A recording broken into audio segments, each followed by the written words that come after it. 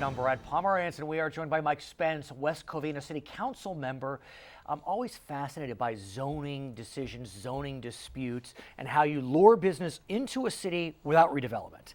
You're in the midst of a scenario. Tell us about it, because it's a great example. It's a lab. Well, we don't know what's going to happen yet because Right. we haven't seen final proposals, but for some reason, a previous council designated a restaurant site right across the street from the Civic Center in front of our mall as an adult business establishment. Shocking, right in Yeah. front of the Civic Center and a Crazy. mall. Who would have Yeah, thought? right by the courthouse. Oh, who And, would have thought? Right by the exactly. courthouse. I think they thought nobody would ever do it. No one would ever go. But of course now someone wants to open it up as an adult business, but we have a moratorium on that as we look at the zoning and whether there's other places that they should go. And you can pass a moratorium on adult businesses even if an area is designated for an adult business. Well, it's on all our areas because we're looking at it because the way the state law works is you get to put them into industrial zones basically and other places, but they got to be away from churches, schools, Right. et cetera. Okay. And so there's different requirements for that, but you have to provide a place for adult businesses if they want to come into. But here's the rub. So there is a well-known restaurant. It's called, Porter's Bakery. and it's very tasty. Yes, it is. My And- wife loves it. Right, and they are looking to take advantage of that location. They want to buy that location. That's correct. And so there would need to be a rezoning, correct? No, actually, there isn't. Well, not really. Not really. We can just keep it the way it is. Actually, yeah.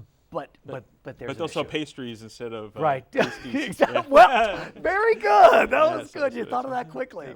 But more importantly, it does beg the question, how do you lure business in an era of a lack of redevelopment? Because they are playing hardball, I think it's fair to say. Tell us what the bakery's seeking, or the possibilities of what the bakery's Well, they're seeking. looking for some kind of subsidy from the city to come in because they'll provide sales tax. They'll get rid of the whole strip club issue. Right. And they would like us to subsidize them in some manner. So let's talk about the possibilities. And again, as we speak today, we don't know exactly what's going to happen, but in the era of redevelopment, there could be a check written, not out of the general fund, and that money was really well designated for those types of activities.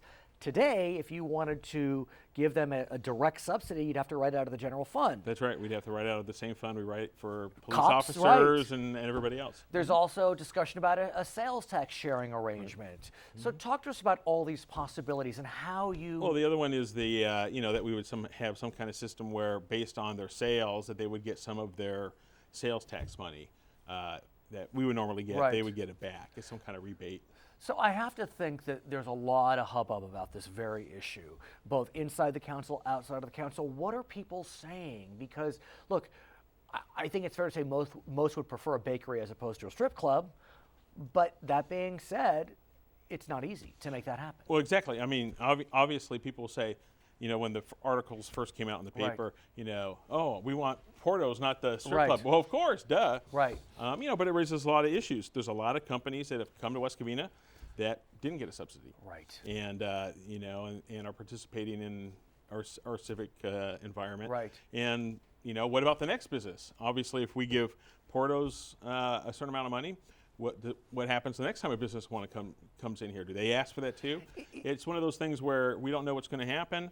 And we haven't, like I said, we haven't seen a final Sure. proposal, all the numbers, all that kind of stuff. We don't know everything yet. But, those are all issues that come up. But is the answer to develop a different scheme, be it a business improvement district where maybe monies could be pulled from that fund, go back to the state to seek a version of redevelopment? Because like you said, you could be setting a precedent, but if there's a scheme in place, a formula in place, you're not at risk. Yeah, you probably use the word formula rather than scheme. Yeah, I know. I didn't mean it pejoratively. But, well, yeah, I mean, obviously, and there's talk about bringing some kind of redevelopment back, but it begs the question of, what businesses do we help and which ones we don't. You'll come back?